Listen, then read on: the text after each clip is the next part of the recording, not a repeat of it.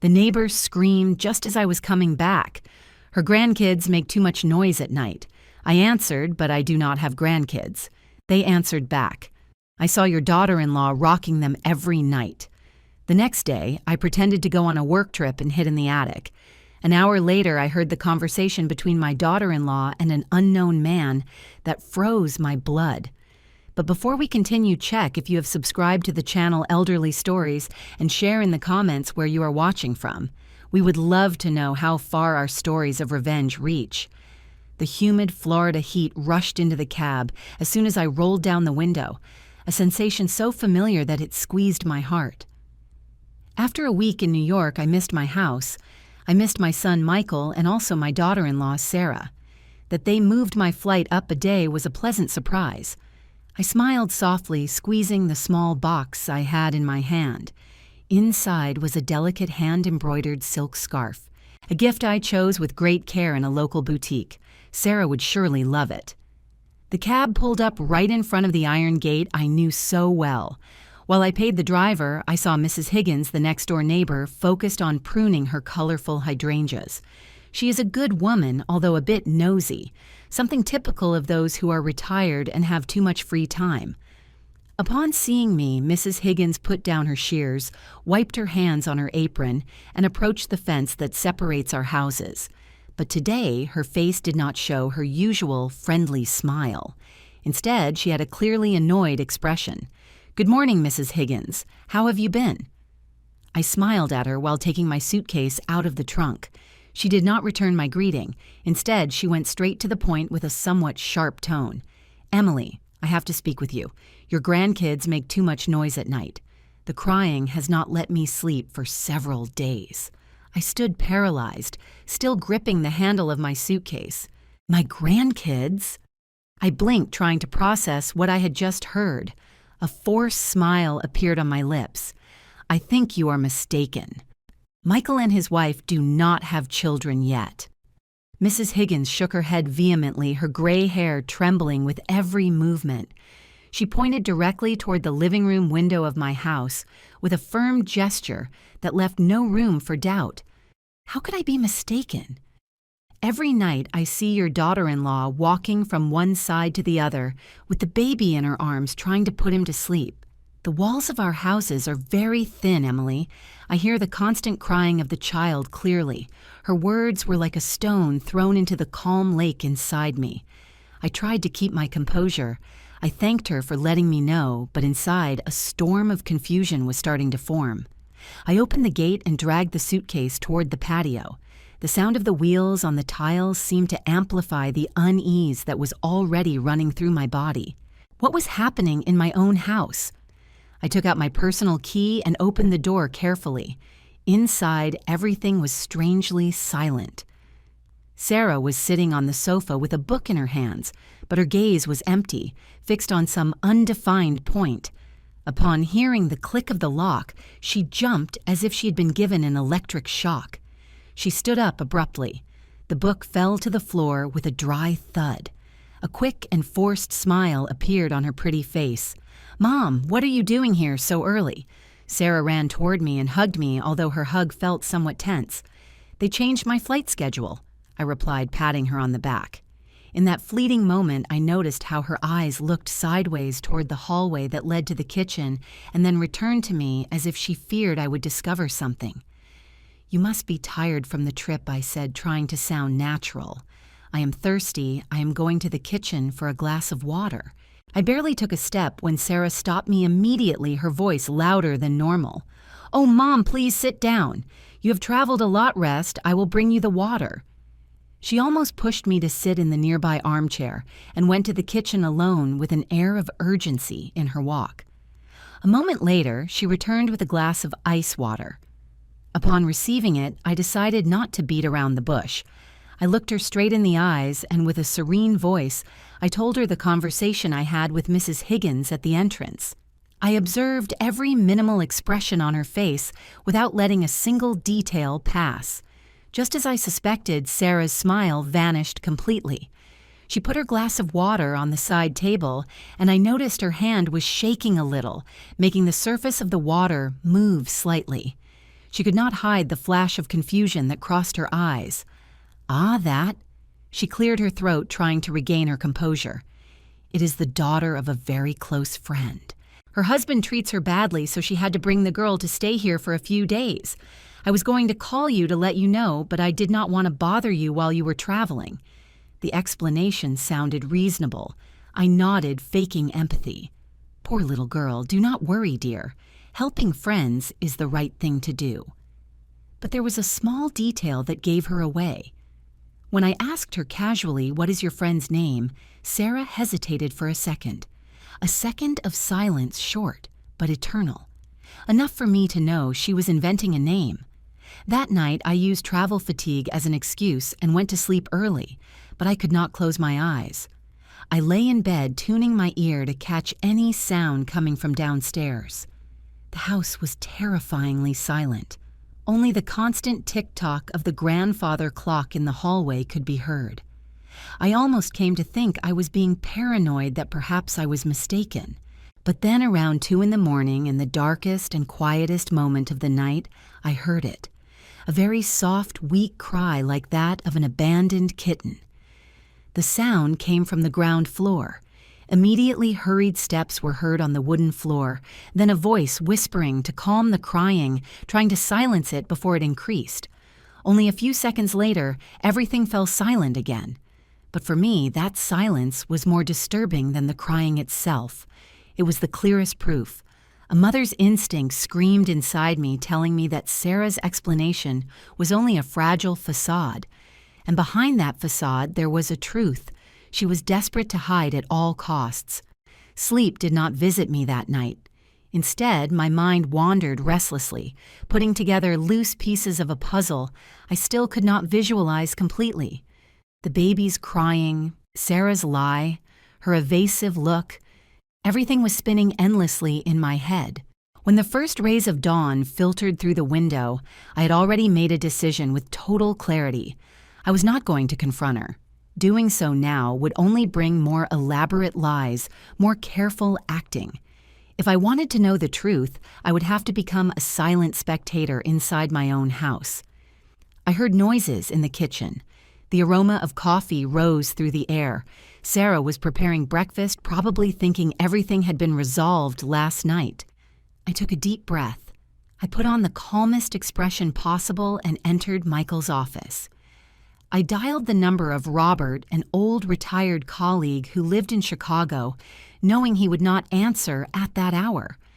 The hold tone sounded while I started my monologue, speaking loud and clear enough for my voice to be heard down the hall. "Hello, Robert? It is Emily. Yes, I arrived yesterday. Listen, I reviewed the report you sent me. There's a huge discrepancy in the numbers from the last quarter. No, it cannot wait. This is very serious. I have to fly there immediately to solve it personally." I used technical terms with an urgent and authoritative tone. After a few more sentences, I hung up with a dramatic sigh. When I went out to the dining room, Sarah had already served breakfast. She looked up at me with a curious expression. I did not sit down immediately. I put my hands on the back of the chair and frowned, pretending to be completely stressed. "Sarah, I am sorry. I have to go on a work trip urgently."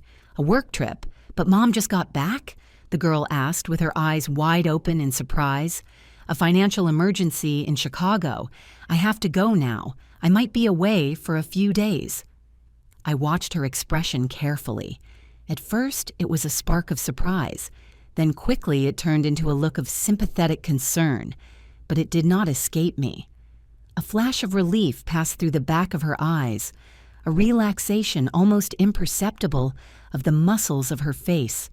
It only lasted an instant, but for me it was the clearest confirmation. "Wow, I am so sorry." "How exhausting for you, Mom," she said with a worried tone. "Do you want me to help you book the flight? I will look for the earliest one." "No need, dear." I declined trying to appear in a rush. The company already took care of everything. The flight leaves in 2 hours. I have to go up and pack right now. I turned around and went up the stairs quickly without giving her a chance to ask more questions. In the bedroom, I took out the empty suitcase. But instead of packing carefully, I simply grabbed a few clothes from the closet and threw them inside without order. Just so it would look like someone preparing in a hurry for a sudden trip, the acting had to be credible.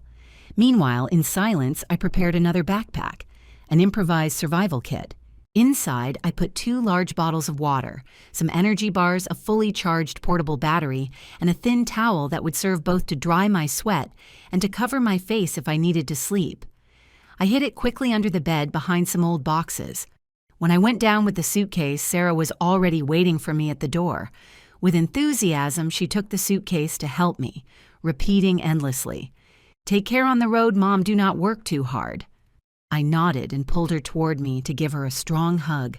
While I patted her back, I leaned close to her ear and said in a low voice with a tone loaded with intention, "You too take care at home."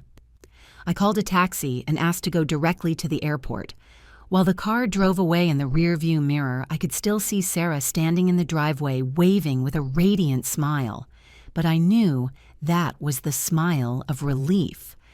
However, I did not enter the departure area. I paid the taxi and walked across to a coffee shop in the building opposite, choosing a table by the window from where I could see directly into the departure lobby. I ordered a black coffee. Its bitter taste helped me keep my mind clear. I sat there watching the clock with patience. An hour passed enough time for Sarah to believe I had really boarded the flight. Then I ordered another car this time, one without a taxi logo, and gave the address of my street. "Please drop me at the start of the block a few yards before the house with the pink hydrangeas." I asked the driver from the car. I had a perfect view and I did not have to wait long. Shortly after the door of my house opened, Sarah came out, but it was not the usual Sarah with simple house clothes. She was wearing a quite elegant emerald green silk dress and was made up with care. She looked relaxed and happy, and she got into her car and left, disappearing around the curve. That was the moment I had been waiting for. I paid the driver, got out quickly, and walked back toward the house. The whole neighborhood was silent under the midday sun. With the spare key I always carried in my wallet, I opened the door, carefully entering like a thief in my own home. The air inside the house was eerily silent. The smell of morning coffee had already faded, replaced by a sweet and strange aroma with a slight hint of powdered baby milk. I did not turn on the lights. I tiptoed through the living room and went up the stairs. My heart was pounding in my chest. I went to the bedroom and took the backpack I had hidden under the bed. Then I went out to the hallway and looked toward the ceiling. There was a small square trapdoor, the entrance to the attic we almost never used. I dragged the office stool, climbed up, and reached out to pull the rope. A folding ladder began to descend slowly. The smell of dust and old wood hit me straight in the nose when I climbed up. The attic was hot and suffocating. I pulled up the folding ladder, closed the trapdoor with a thud, and immersed myself in the darkness. I felt my way until I reached a corner right next to a wooden ventilation grate with slits wide enough to see the entire living room below. I curled up in a dark corner, settled in, and checked that my cell phone was on silent and with all vibrations turned off. My heart was beating hard, but my mind was cold and sharp. My act had begun. The attic was an oven.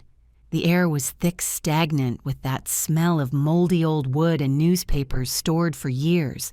Through the cracks in the roof, rays of sun sneaked in, painting deformed spots of light on the floor, making the dust in the air dance like a ghostly dance. I stayed curled up in a dark corner with my back leaning against the rough wooden wall, trying to breathe as quietly as possible. Every movement, however small, could make a treacherous squeak. Time did not pass there. It became thick, slow, and heavy. To calm the hunger that churned in my stomach and my dry throat, I carefully opened the backpack, broke off a small piece of energy bar, and chewed it slowly. I only took a sip of water, watching every drop. I did not know how long I would have to stay there. A day, 2, or even more. The physical discomfort was nothing compared to the chaos spinning in my head. With every minute that passed, the doubt inside me grew like a poisonous vine tightening around my heart. When the sun began to set, the intense light of midday turned a warm orange tone. Just at that moment, I heard a familiar car stop in front of the gate. My heart skipped a beat. It was Sarah's car. She had returned. I crawled quickly to the ventilation grate, held my breath, and fixed my eyes on the living room below. The main door opened. Sarah entered, and the image of her almost left me breathless. That was not the same tense and weird girl from yesterday. Today she glowed. Her tanned skin looked healthy, and she had a smile of satisfaction on her face, impossible to hide. She took off her light jacket, threw it casually on the armchair, and went straight to the kitchen. I heard the sound of the refrigerator opening, the noise of a soda being poured into a large glass, and then the sound of her drinking it in one gulp, as if it were the best thing in the world. Immediately, her phone rang a cheerful and lively melody. Sarah answered, and her voice changed immediately. It became sweet and somewhat spoiled with a tone I had never heard from her. "Hello, Jessica, it is me." I froze. Jessica. That name. It was strange, but it sounded with an alarming familiarity. Was that not the name of the friend she had invented yesterday? Sarah was walking from one side to the other in the living room, with the phone in one hand and the other playing with a lock of hair. Although I only heard her voice, I could imagine the smile she had on her face. Her loose phrases reached up to the attic clearly. The trip was incredible. We ate lobster in a restaurant facing the sea. The sunset there was something that cannot be described. It was really romantic. I felt as if someone was squeezing my insides. Romantic? Lobster? Sunset? That was not a trip to visit a friend in trouble. That was a getaway, a date. The voice of the woman named Jessica was heard on the other end of the line. I did not understand well what she said, but her shrill and somewhat poisonous tone was unmistakable. Then I heard Sarah chuckle and say, "Well, what can I do? My sister Jason spoils me a lot. He denies me nothing. You should also take advantage and go out with your boyfriend. Do not stay locked up at house." "Jason?" I clenched my fists. My nails dug into my skin, but the physical pain was nothing compared to what was tearing my heart apart. Who was Jason? Why was my daughter-in-law going on romantic vacations with a man named Jason? Jessica on the other end of the line seemed to lower her voice and say something in whispers, and Sarah's next answer was a mortal blow for me. "Oh, do not worry. Your husband's mother-in-law is a pain. Yesterday, she came back suddenly to the house, and I almost had a heart attack. I thought she had discovered me. But luckily, the kids cried so much that a neighbor heard them, and that is why she suspected a little no more. But what a relief. Today, she went on a trip again.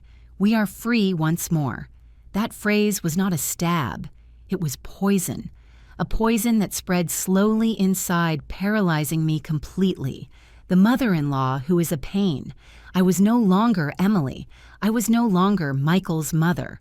For them, I was nothing more than a hindrance, a nuisance, that had to be removed from the path. All the sacrifices, all the love I gave to this family for them was only a nuisance. I tried to take a deep breath, but the attic seemed to have run out of oxygen. I had to keep listening. I had to know this whole bitter truth. Jessica's voice sounded again. This time it seemed she was criticizing something. And then Sarah responded with a tone of total agreement. "Well, yes, your Michael is boring. He only knows how to work, and work. He does not even notice his wife or his daughter. If I were you, I would have gotten fed up a long time ago. Anyway, I am already thinking about it. When he comes back from this trip, I am going to talk to him seriously." The call cut off suddenly. Silence filled the room. I felt dizzy and nauseous. Everything inside me was collapsing. My son, Michael, that son I love so much, who works like crazy in a distant city to support his family. And meanwhile, at home, his wife despises him, cheats on him with another man. A mother's pain seeing her son betrayed is 1,000 times worse than suffering a betrayal in one's own flesh. A fierce rage began to boil inside me. I wanted to run down, scream in her face, slap her to make her wake up from that lie she was living. But my cold reason stopped me. Not yet. It is not enough yet. I needed proof. proof she could not deny. In the middle of the mental chaos, a small memory came to my mind, a tiny detail I never gave importance to. Sarah, my real daughter-in-law, has a faint scar very small from a fall when she was a child right above her left eyebrow. It is only visible if you get very close or if she is not wearing makeup. That would be the sign. I repeated to myself with an inner voice made of steel. Do not forget the scar. Remember the scar well. I had not yet recovered from the impact of the call. When I heard the engine of a motorcycle stop in front of the gate, the noise of the engine died down, followed by the squeak of the iron gate opening and then steps entering the house. Through the slit, I saw an unknown man enter the living room. He was tall with healthy dark skin, dressed in a light shirt and jeans quite well groomed, but what left me paralyzed was what he carried in his arms, not one but two newborn babies wrapped in light blue blankets. Both were crying at the top of their lungs. Their sharp cries broke the silence of the house. The woman I thought was Sarah ran out from the kitchen. She took the babies with great naturalness, with an exhausted face, but with a look that reflected tenderness. She gave a soft kiss on the cheek to the man and then hugged the two children, walking from one side to the other to calm them. Jessica, rest a little. I will take care of the kids, said the man with a warm voice full of tenderness. He gently stroked her hair. You look exhausted. She nodded, handed him a prepared bottle, and let herself fall onto the sofa, letting out a long sigh full of fatigue. Jessica? That name was heard again, but this time it did not come from a phone. It was a direct, intimate call between two people standing in my living room. And in that instant, a terrifying truth hit me like lightning and clarified everything that before made no sense. This woman, the one who has been living in my house all these days, the one who lied to me, the one who received these children, is not Sarah. She is Jessica. So where is Sarah, my real daughter-in-law? The answer came almost immediately, bitter and cruel. In New York, enjoying a romantic vacation with a certain Jason. All the loose pieces of the puzzle suddenly fit together in a way so perfect it was disgusting. These two women had to be sisters, maybe twins. That is why they could fool both the neighbor and me in that first fleeting encounter. The man began to rock, the children held one in his arms, rocked him gently, and sang him a lullaby in Spanish. The melody was familiar, sweet, but in my ears it sounded now like an unbearable screech. He seemed very experienced, a true father. I remembered the phrase I heard on the phone, take advantage to go with your boyfriend. So this was Jessica's boyfriend. Not only were they lovers, they also had children together and had turned my son's house into their secret nest. I felt a deep disgust in my chest. This house, every brick, every piece of furniture is impregnated with Michael's sweat and effort.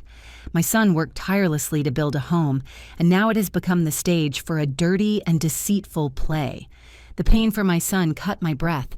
Why did he have to endure such a horrible betrayal? In the middle of the confusion, the name Jason appeared again. Jason? I searched my memory, and then I remembered.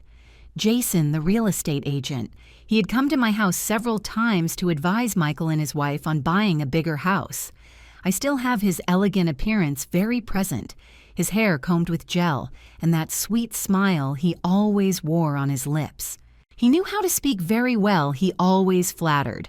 Sarah praised her taste, called her intelligent, brilliant. At that moment, I thought he was only skilled at selling houses, but now that I think about it, well, the looks he threw at Sarah, those accidental touches on her shoulder, everything had another meaning, a perfect plan. Sarah had an affair with Jason, and to not raise suspicions, especially from her husband, she asked her twin sister Jessica to pass for her. In exchange, Jessica and her partner, together with their two children, had free lodging, a safe place in the very house of the person they were betraying. An exchange of favors built on the emotional ruin of my son. It took me a few seconds to calm down, to contain the fury that was about to explode. Rage would solve nothing. I needed to keep a cool head. I knew what I had to do. My task did not end in discovering the truth. I had to gather proof, irrefutable proof, so that when the curtain fell, they would not have a single excuse. I took out my phone in silence.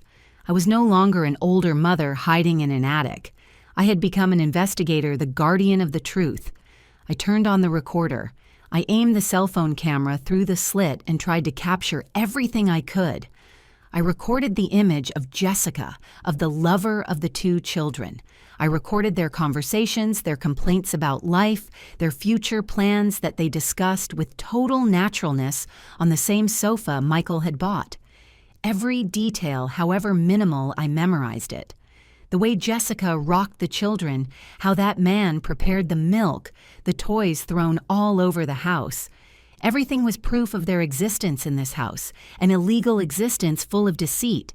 That night, I slept, curled up on the hard, cold wooden floor of the attic. My stomach was empty. My body ached completely, but I did not feel tired. There was a flame burning in me, the flame of a mother's love and indignation at injustice. I was not doing it just for Michael. I was doing it for the truth, for the honor of my family. The first day in the attic passed in a tangle of emotions between rage and extreme tension. I felt like a wounded animal locked in its dark cave, licking its wounds while keeping all senses alert to danger. My only source of life at that moment was a small backpack. I rationed carefully the little food I had. In every meal, only a portion of an energy bar and a few sips of water. I had to calculate it well because I did not know how long this voluntary exile would last. At noon, a carelessness almost ruined everything. My cell phone was about to run out of battery, so I connected it to the portable charger. But I forgot something basic. The screen turns on automatically with every new notification. And just at that moment, a message arrived from the bank notifying a balance change. A flash of blue light appeared, fleetingly projecting right through the vent slit below. Jessica was sitting on the sofa breastfeeding her son. By reflex, she looked up. My heart stopped. My whole body paralyzed. I did not even dare to breathe. A single suspicious look, a minimal noise, and all my effort would have gone to waste. But luck was on my side. Maybe the light was too weak and fleeting. She only narrowed her eyes a moment and looked back at her baby, murmuring something as if she thought it was a reflection of light on some shiny object. I let out the air. Cold sweat ran down the back of my neck. Immediately, I put the cell phone face down on the dusty floor, a lesson I will never forget. From that moment, I became an improvised investigator, more meticulous and careful. The cell phone was my only useful tool. I recorded everything. I created an invisible diary about the intruders' lives. At what time did Jessica and her lover take the children for a walk in the stroller that I assumed they had bought with Michael's money? At 10 in the morning and at 4 in the afternoon. How many times did they order food a day? 3 times. Always pizza and fast food. The bills were surely charged to my son's credit card. What programs did they watch on television? Cheesy soap operas, noisy entertainment shows that Michael never watched. Their whole routine, every breath. They did it on my son's property and money. An unforgivable offense. I focused especially on audio recordings during the day. They were cautious. But at night, when the children were already sleeping and they believed that space belonged to them completely, they began to speak more freely. I heard the man, from how Jessica called him, I deduced his name was David, complain with an annoyed tone. Sarah promised she would give us more than this. This money is not worth it to have asked for unpaid leave at the factory these days. Jessica blurted out immediately with a bitter voice. Well, of course, because she had to spend on the trip with old Jason. Do you think a vacation in a 5-star resort in New York comes cheap? That guy might be rich, but he is cheap. He only pays for his own stuff. Sarah had to cover her plane ticket and all her shopping. So get your act together and stop complaining. That conversation was like a bucket of cold water in the face. This was not a simple gesture of help between sisters. It was a calculated deal, a dirty agreement. Jessica and David were getting paid to act in this farce. That betrayal even had a price. The golden opportunity I was waiting for arrived the next morning. Jessica, probably wanting to fix her face after an exhausting night with the kids, dragged a small table to the center of the living room right under the vent that led to my hiding place and started taking out her makeup. The morning light entered through the window, perfectly illuminating every line of her face. She was outlining her eyebrows with absolute concentration. It was the perfect moment to act. I lifted the phone, carefully zoomed into the maximum. I held my breath, trying not to let my hands shake, and I succeeded. I captured a clear photo in close-up where a small scar was perfectly seen, right above the end of her left eyebrow. There it was, the most important physical proof, the one that would unmask the entire farce of her impersonation. Surviving in the attic was also a test of physical endurance and dignity. I had to relieve myself in one of the empty water bottles, then close it well and hide it in a dark corner. I felt a mixture of shame and determination. I was enduring that humiliation to get justice for my son. It was a necessary sacrifice, and then I recorded a short video that made my blood boil. David, with total naturalness, placed one of the children on the solid oak coffee table to change his diaper. That table Michael and I had chosen with so much affection. It was a precious memory between mother and son. He threw the dirty diaper on the floor. He used wet wipes directly on the fine wood surface. Rage made me put the back of my hand to my mouth so as not to scream. My house, my memories, everything was being profaned without mercy. But I repeated patience. The hour of truth was approaching. The second night in the attic passed in almost absolute silence. My body no longer responded, every joint complained. I leaned against the wooden wall, looking for a posture that hurt less. Below, after a day full of the noise of children, Jessica and David were watching a cheap comedy show on TV. The canned laughter came up through the vent. They sounded hollow and ridiculous in that house that now only breathed deceit. My eyes were starting to close. Sleep was defeating me after 2 days of constant tension. And just at that moment, in the thickest darkness, the cell phone I held in my hand began to vibrate strongly. My heart went up to my throat. The screen lit up, revealing a name that split me in two. Michael. My son. In a second of panic, I tried to find the button to reject the call, but my numb fingers did not respond. I did not make it in time. A default ringtone, clear and familiar, managed to sound a short ring before I could press the mute button. Only one ring, but it was as sharp as a knife in the middle of the silence. Below, the volume of the TV went down suddenly. What was that? David's voice sounded alert. I held my breath with my heart about to burst out of my chest. Was it all over already? Jessica responded with a tone somewhat annoyed by the interruption. Surely it was from the TV, one of those silly sound effects you always worry too much. They did not suspect anything else. The TV went back up in volume. I let out a heavy sigh with my back soaked in cold sweat. I was about to ruin everything because of an unexpected call. I could not let that happen again. With trembling hands, I unlocked the phone and decided to answer my son immediately. I had to act as if I were really in Chicago, busy with work. My fingers moved across the keyboard. Mom is in a meeting. Is it something urgent, son? The answer came almost instantly. The screen lit up again, but this time it was not a terrifying call, but a message full of happy emojis. It is not urgent, Mom. I have good news. I finished the work earlier than expected. The contract signing was a total success. I will be back the day after tomorrow just for Christmas. I want to surprise Sarah. Oh, my innocent son. I read his message, feeling my soul twist. His innocence, his enthusiasm, the pure love he felt for his wife contrasted cruelly with the dirty truth I was seeing with my own eyes every hour, every minute. He wanted to surprise the woman he loved, while that same woman was probably already enjoying her own surprise in the arms of another man. Every happy word of his message was like a needle sticking into my heart. I was about to cry, but I held back. The pain transformed suddenly into an icy decision. An idea crossed my mind. This was not a problem. It was not a risk of being discovered. It was an opportunity.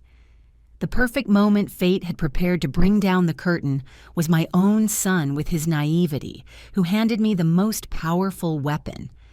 I took a deep breath, trying to control my trembling fingers to write a response. My tone had to sound completely natural, like a mother happy for her son's good news. "How wonderful, son. I am very proud of you. Something just occurred to me. If it is going to be a surprise, let it be a real surprise.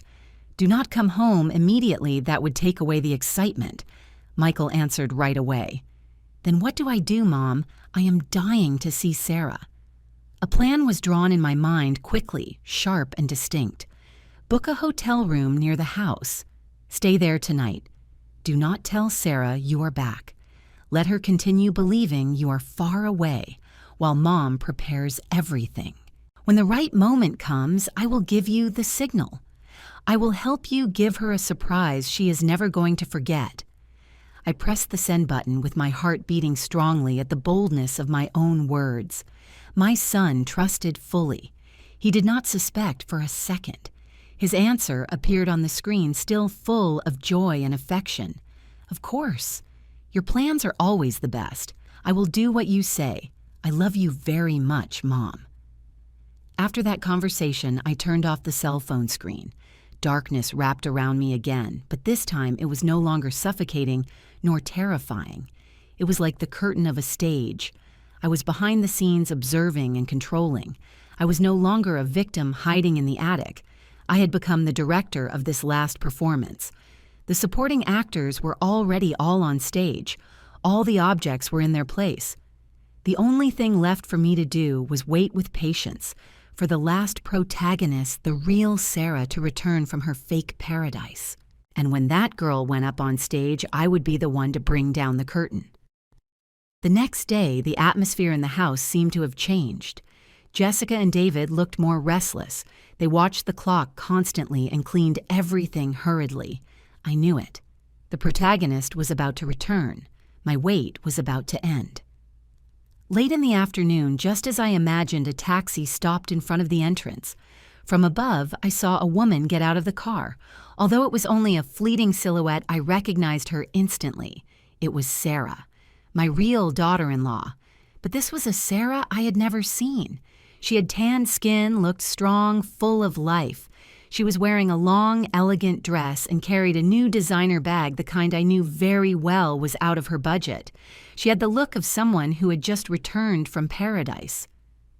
Jessica ran to open the door. With an expression of relief mixed with worry, Sarah entered the house with a completely different attitude. She showed not a shred of joy at seeing her sister. Instead, she threw the expensive bag onto the sofa with total indifference and glanced around. A critical and dominant look, like a boss inspecting her territory.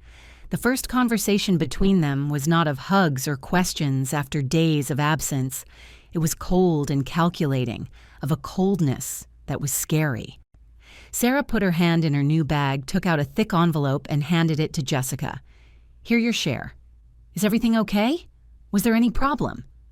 Jessica took it quickly, glanced inside, and put it in her pants pocket. "Is everything okay?" she replied with a somewhat annoyed tone.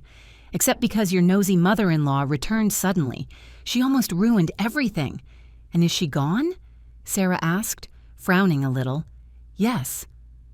The next morning, she went on a work trip to Chicago. Total luck.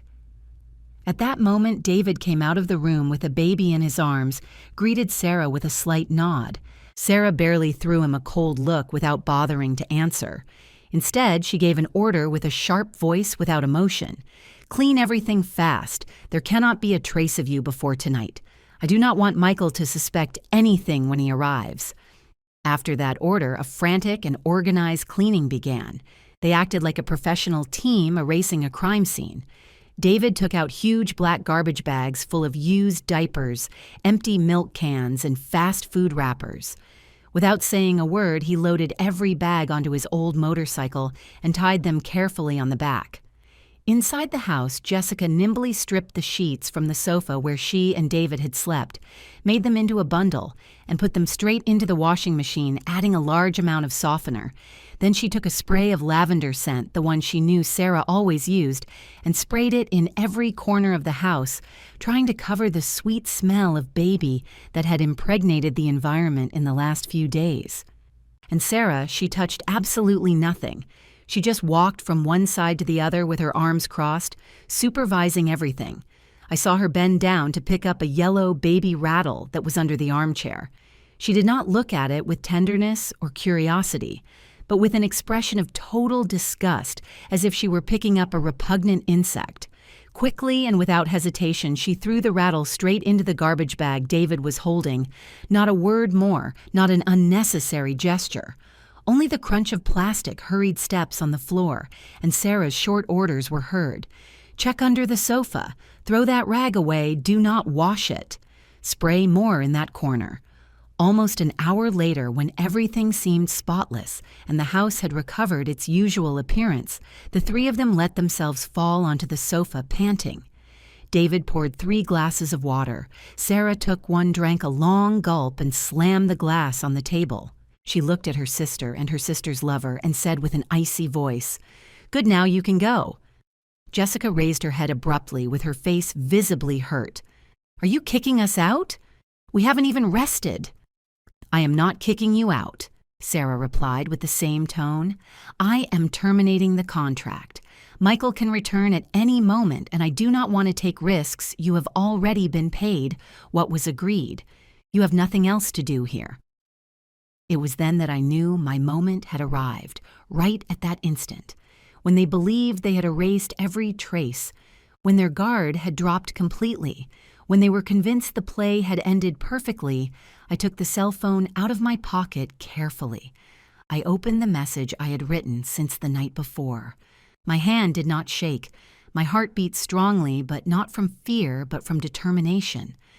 I looked at the 3 figures sitting in the living room, 3 puppets in their own theater, and I pressed send. The message only had one line, brief and direct: "Son, come home. Right now." The time that followed was suffocating. Every second was like a hammer blow to my chest. Below, Jessica and David had already gotten up, gathering the last things. Sarah remained seated, with her legs crossed on the sofa, looking at her cell phone with a cold and impatient expression. They had no idea of the storm that was approaching. And then it arrived. Less than 15 minutes later, a familiar sound was heard at the front door. The click of the key in the lock. That sound at that moment was as sharp as the scythe of death. The 3 on the ground floor jumped at the same time, turning their heads toward the door. Sarah's face broke down, going from haughty to terrified. The door opened slowly. Michael entered. My son. He looked a bit tired after the long flight, but his eyes shone with excitement. He was carrying a bouquet of red roses, alive and radiant. A wide smile adorned his face, the smile of a man in love, anxious to surprise his wife. But that smile froze immediately. It died on his lips as fast as a candle blown out by the wind. The bouquet slid from his inert hand. The roses fell on the cold ceramic floor, the soft petals scattered and crushed. A beautiful image shattered in a blink. Michael's eyes scanned the room with a mixture of shock and disbelief. His wife Sarah was there, pale as a sheet of paper, but right next to her, another identical woman just as pale from fear. And in the corner of the room, an unknown man held 2 babies, nervously looking at him as if he had seen a ghost. Silence took over the place, a dense, heavy silence in which every desperate heartbeat of those present could be heard. "Sarah?" Michael murmured with a voice barely audible, broken like a whisper. What is happening here?" Sarah was the first to react, perhaps by reflex, as a liar's last desperate attempt, clinging to a ridiculous hope. She tried to smile, but it was a crooked and pathetic smile. "Love, you are back already? What a surprise. She is Jessica, my cousin. She only came to visit, nothing more." Her lie was so clumsy it turned out ridiculous. She could not explain the identical resemblance. She could not explain the presence of the man and the 2 children. Just at that moment, a sound came from the ceiling. Creak, the dry and prolonged noise of a metal attic ladder being lowered. All eyes, no longer of astonishment but of pure terror, directed toward that sound. I came down step by step, calmly, firmly. I was no longer a weak old woman. My every step weighed with the force of the truth. The attic dust covered my clothes and my hair, making me look somewhat disheveled. But my eyes were sharp, as blades scanning the faces deformed by fear down there. No need to keep lying, Sarah. My voice was heard, not loud but clear, and cutting, breaking the deadly silence. I was here right in that attic from the day I went on a work trip. I looked straight into Michael's eyes. I saw the pain, the confusion, and the complete collapse reflected in my son's gaze. That scene pierced my heart like thousands of needles, but I knew I had to do this. Son, I am sorry. I am sorry to make you witness this. But there are truths you need to know. And then I started to tell. My voice was firm, clear, without hesitation, as if I were reading a cold report on a crime. I told what Mrs. Higgins said about the baby cries at night. I pointed to Jessica, who was trembling while backing away. This is Jessica, Sarah's twin sister, the sister Sarah never told you about. I moved my finger toward David, who was trying to cover the children's eyes. And this is her lover. And those are their 2 children. They have turned your house into their nest during all these days while you broke your back working far away. Finally, I looked back at Sarah. Her face was already pale without a drop of blood. She looked at me with hate and desperation, and all this emphasized every word. It was nothing more than a farce to hide that your beloved wife went to spend an early Christmas vacation in New York, not alone, but with Jason. The name Jason fell like lightning. Michael staggered. My son had to lean on the wall so as not to fall. He closed his eyes tightly as if wanting to erase everything he had just heard, as if wishing it were just a nightmare. Sarah no longer tried to deny anything. Every lie had become useless. Instead, she screamed, a scream that was not to deny but the howl of a cornered beast, desperate and out of her mind. The velvet curtain of this play had finally collapsed. Sarah's heart-wrenching scream broke the dense air, but it was no longer a scream of fear. When the last mask fell, what emerged was a raw, poisonous fury. She was no longer pretending. Instead, she threw herself against the very man she had deceived, like a wounded beast biting the hunter. "Yes, it is all your fault," she shouted, pointing her finger directly at Michael. Her voice was full of reproaches. "Were you ever at home? You only cared about work, your trips, your damn contracts. Do you have any idea how lonely I felt? You turned me into an empty housewife trapped in this frozen home." Then she turned to me with her gaze burning like fire.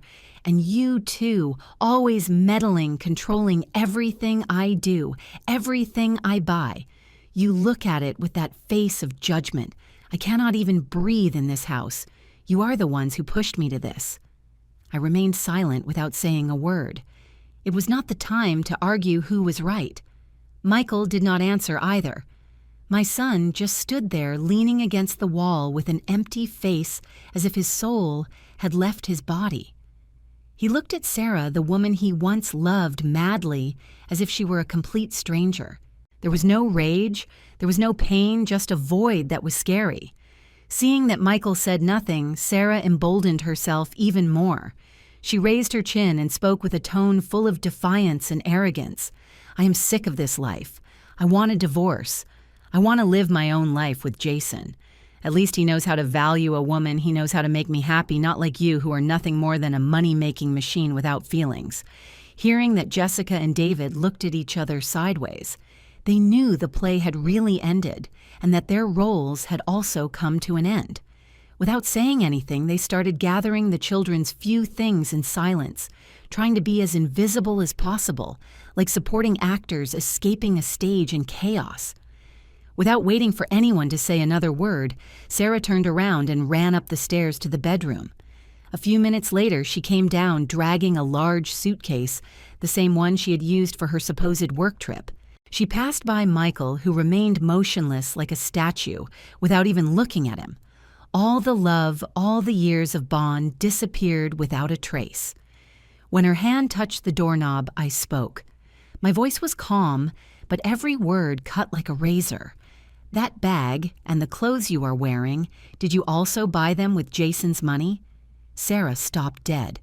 She squeezed the doorknob so hard her knuckles turned white. She did not turn around. She just replied between her teeth, "It is none of your business." Click. The door closed behind her with a dry blow, and definitive Jessica and David also left quickly with the children. They passed by us with their heads down like ghosts, not daring to look. Without saying a word of farewell, they disappeared as fast as they had arrived. The house returned suddenly to a silence that gave chills. Only Michael and I remained surrounded by crushed red rose petals on the floor as a symbol of a marriage that had just broken. My son slowly let himself fall to the floor. He did not collapse, he just sat down slowly, like someone completely exhausted. He held his head with both hands, fingers tangled in his hair. I approached, sat beside him, and put my hand on his shoulder gently. He did not cry, he did not scream. His silence hurt more than 1,000 laments. The days that followed were the heaviest of my life.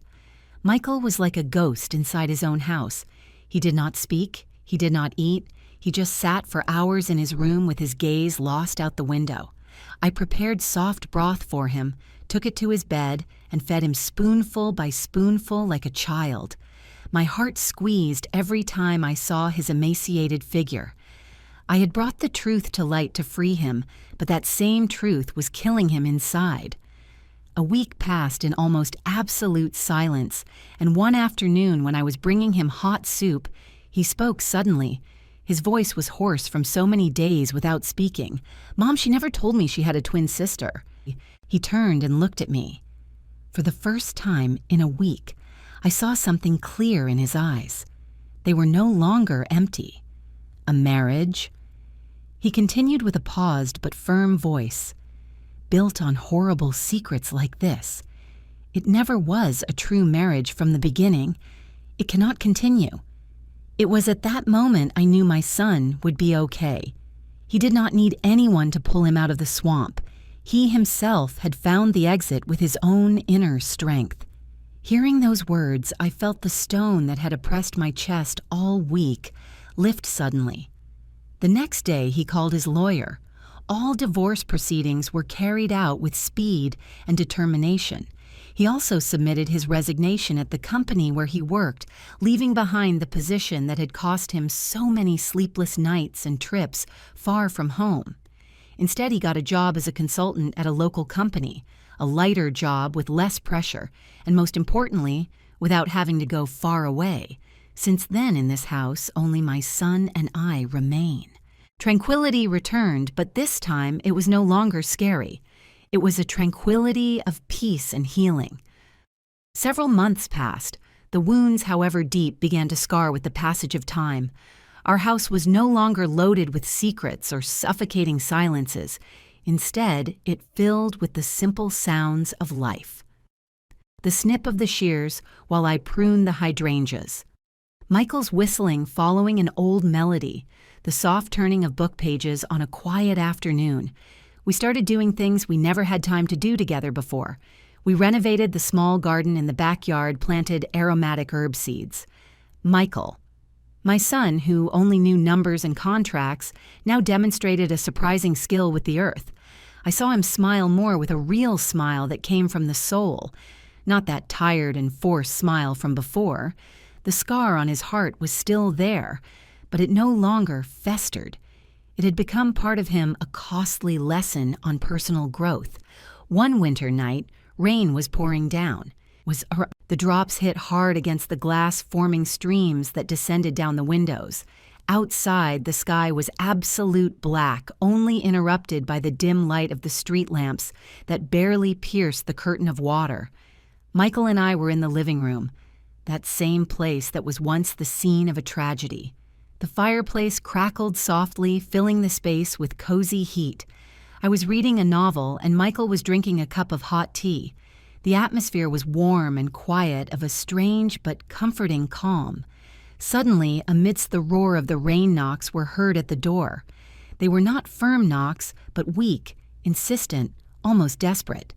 Michael and I looked at each other, surprised. Who could come at this hour on such a rainy night?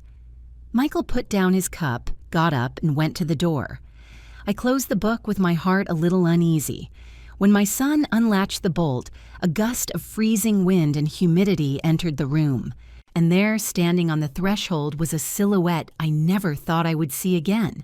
It was Sarah. But it was not the arrogant and elegant Sarah I had known. The woman we had in front of us was soaked from head to toe. The rain had washed away all her makeup, revealing an emaciated and exhausted face. Her hair, once perfectly combed, was now matted and stuck to her cheeks. Her expensive clothes were wrinkled, dirty with mud.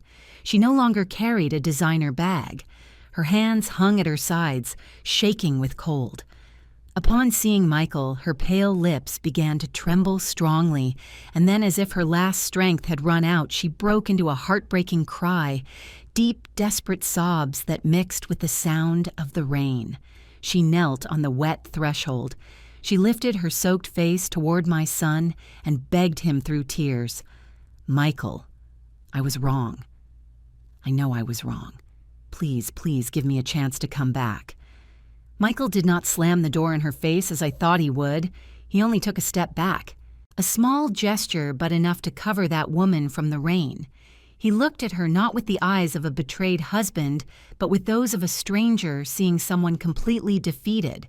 His voice was surprisingly calm. "Where is Jason?" That question was like a knife straight to Sarah's pain. She sobbed while recounting through tears. Jason, that elegant man, had abandoned her after spending every last penny of her meager savings. He told her he was only looking for fun, a pretty lover to show off, not a burden without a future. When she ran out of money, she went to look for Jessica. But even her twin sister rejected her coldly, telling her she'd already caused enough problems in her life. And now she had to think about her own family. Without studies, without work experience, without anyone to lend her a hand, she'd been wandering for days. I was in the living room observing everything in silence. I felt not a shred of satisfaction like that of someone who has won. What I felt was a deep sadness for a life that destroyed itself chasing empty ambitions. Michael looked at the woman who was once his wife, and his voice held no grudge or coldness, just a strange peace. "I do not hate you anymore, Sarah, but I cannot get back with you. The past is past. This house is now where my mother and I live in peace. We cannot return to those days." Seeing Sarah's gaze sink into desperation, Michael added with sincere compassion in his voice, "Get up. You cannot keep living like this. I know a restaurant owner downtown. He is looking for someone to help in the kitchen. No degree needed, just a desire to work. You can start over there." Sarah looked up astonished. Her tear-filled eyes opened with surprise, unable to believe it. The one she betrayed without mercy was now the only one offering her help. Between sobs, she whispered a thank you, and with effort, she stood up. She bowed deeply before my son, a clear show of regret and gratitude. Then she turned around in silence. She got lost in the cold night rain, walking toward a future still uncertain, but at least with a spark of hope. Michael closed the door. The sound of the bolt marked the definitive end of a chapter of his life. He turned to look at me, and in my son's eyes I saw a deep peace I had never seen before. I approached and hugged him. My hug was no longer to console a wounded child, but to share peace with a man who had finally matured. In that moment, I understood that sometimes one does not forgive because the other deserves it, but because one deserves to free oneself from the weight of hate. My son chose to free himself. And in this house, in the end, after so much storm, only truth and love remained. Life sometimes does not allow us to choose how others treat us, but we can always choose how we respond. I thought my love and sacrifices would be sufficient to keep a home standing, but I discovered that sometimes it is precisely blind trust that helps imposters destroy it. After everything that happened, I understood that the truth, however cruel, must always come to light. Because only when light illuminates darkness do people have the opportunity to be reborn. I went through hell inside my own house. I saw things no mother should see, but I did not let that pain consume me. I stood up not as a betrayed woman, but as a mother who did everything possible to protect her son from a future full of lies. Forgiveness is something very noble, but before forgiving, truth must exist. And if I had to choose again, I would go back up to that attic. I would hide again in the shadows so that one day I could come out into the light together with my son, more whole, stronger, and without ever being deceived again. The story you just heard has been modified in names and places to protect the identity of the people involved. We do not tell it to judge, but with the hope that someone listens and stops to reflect. How many mothers are suffering in silence inside their own homes? I truly wonder. If you were in my place, what would you do? Would you choose to stay silent to avoid conflicts, or would you have the courage to face it all and regain your voice? I would love to know your opinion on this story of stories that hurt, or any other suggestion you have to improve our content. God always blesses. I am sure that courage will lead us to better days. At this moment on the final screen, I will leave 2 of the most beloved stories of the channel. I am sure they will surprise you. Thank you for having stayed with me until this instant.